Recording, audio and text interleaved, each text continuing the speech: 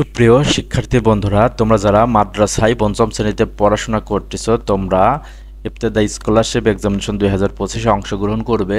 তোমাদের পরীক্ষার নম্বর বন্টন আগে দেওয়া ছিল 100 নম্বরের ইংরেজি পরীক্ষা অনুষ্ঠিত হবে, মানে টোটাল নম্বর ছিল 500, বাট সেটা চেঞ্জ করে বর্তমানে মাদ্রাসা শিক্ষা বোর্ড নতুন নম্বর বন্টন ও সিলেবাস দিয়েছে, যেখানে 400 নম্বরের পরীক্ষা হবে, যার মধ্যে আগের পুরাতন সিলেবাসে বা দেওয়া ছিল তোমাদের 100 নম্বর পরীক্ষার কথা ছিল, বাট এখন তোমাদের ইংরেজিতে 50 নম্বরের পরীক্ষা অনুষ্ঠিত হবে। সময় থাকবে 1 ঘন্টা 15 minute.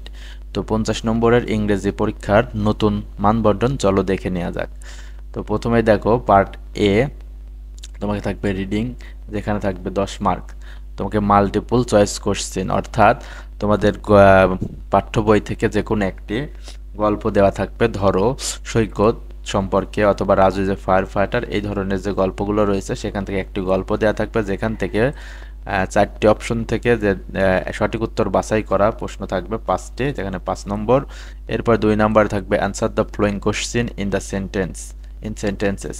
5 question will be given and student will have to answer all of them. তোমাকে 5টা প্রশ্ন দেওয়া থাকবে, 5টার উত্তর দেওয়া লাগবে প্রশ্নর, সেটা হচ্ছে 1 নম্বর করে। এরপরে পার্ট বি, ভোকাবুলারি অ্যান্ড গ্রামারে 20 মার্ক।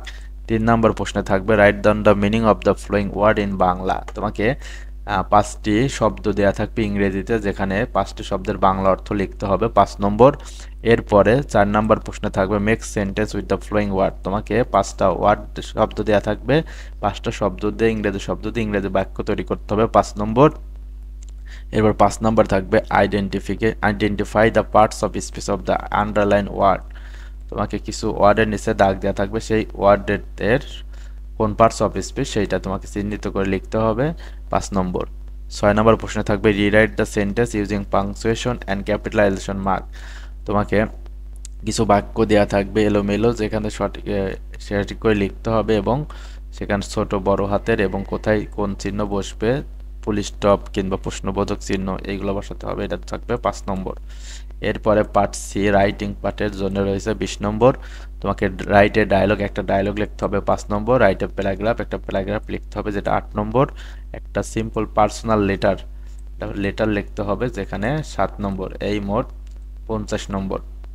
তো তোমরা যারা ইতিপূর্বে বিভিন্ন কোম্পানির গাইড কিনছো, সেখানের মান বন্টন দেওয়া আছে কিন্তু পুরাতন সিলেবাস অনুসারে, কিন্তু মাদ্রাসা শিক্ষা বোর্ড সেই মান বন্টনটি বাতিল করেছে। এখন তোমাদের নতুন মান বন্টন দিয়েছে, এই নতুন মান বন্টন অনুযায়ী তোমাদের কিন্তু পড়াশোনা করতে হবে।